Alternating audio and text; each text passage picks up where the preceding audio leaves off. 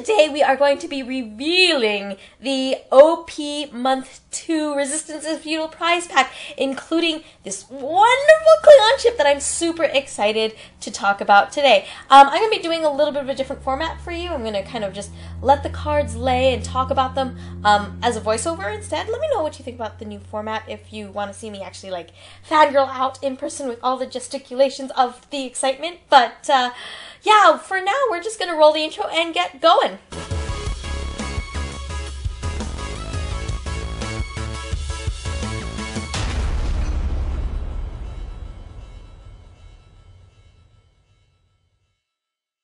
Okay, so we're going to start with this participation prize, which, off the top of my head, it doesn't look obviously great. There aren't the obvious kind of benefits that are available on this participation prize, whereas on other participation prizes, particularly ones from the Dominion Wars, it was really obvious to see the benefits. I like this, though, I think for 5 points, and for a fleet-wide effect, there is something that is really juicy about it. I really like the fact that you can have 2 target locks on each ship for 5 points. That's pretty awesome. Moving on to the prize ship. It is a Burrell-class Klingon ship with the assimilation paint job on it. So you actually have a Klingon bird of prey that has the Borgie kind of upgrade. Still same deal with the 90-degree forward arc.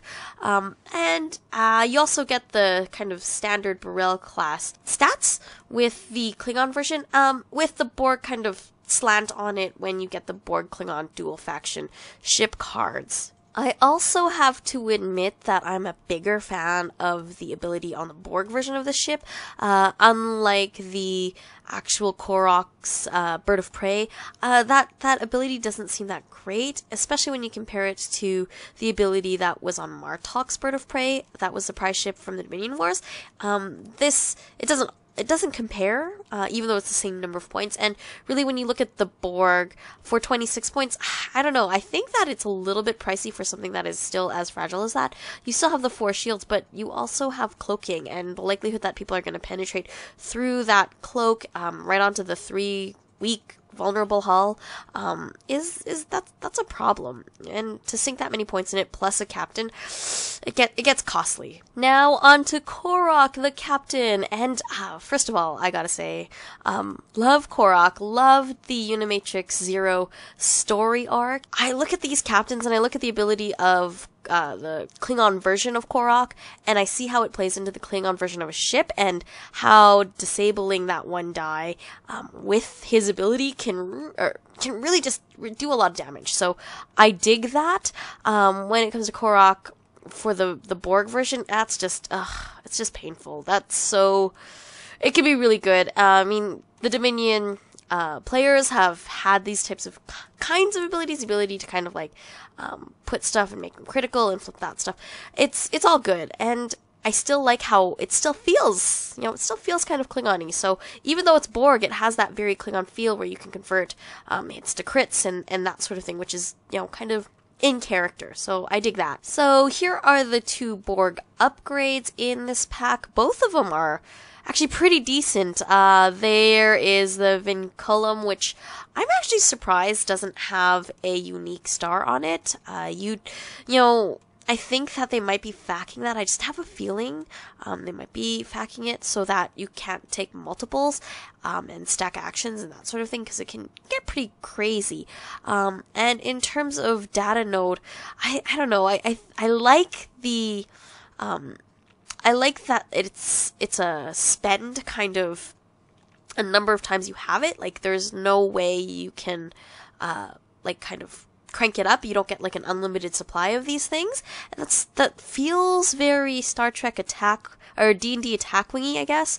When it comes to that, it's a time of use kind of thing. I like the idea of having things that aren't just one-time uses, the discard this card thing, having multiple uses, especially at this point level. Like 3 is cheap for this kind of ability, so I dig that. Finally, we have the Klingon upgrades where you've got the photon torpedoes, woo!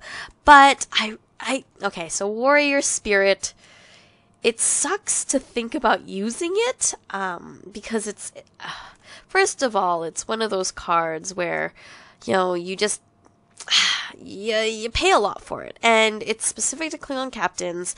You can't, go mixing the faction with this card. It's very Klingon-y, very characterful, and I love that about this card. At the same time, I don't really see myself using it, and I see for 4 points that is just like,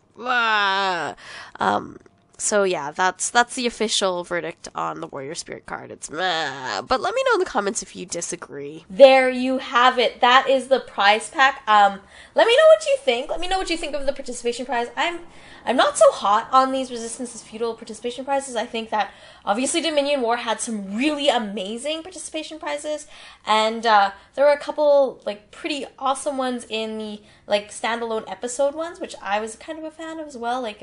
Skilled Helmsman was, yeah. Anyways, game changer, especially if you're playing the Kobayashi Maru. Just saying. But let me know what you think. Let me know what you think about the ship pack itself. As a Klingon player, I'm in love. Okay, I have a bit of a crush on Korak, I'll admit.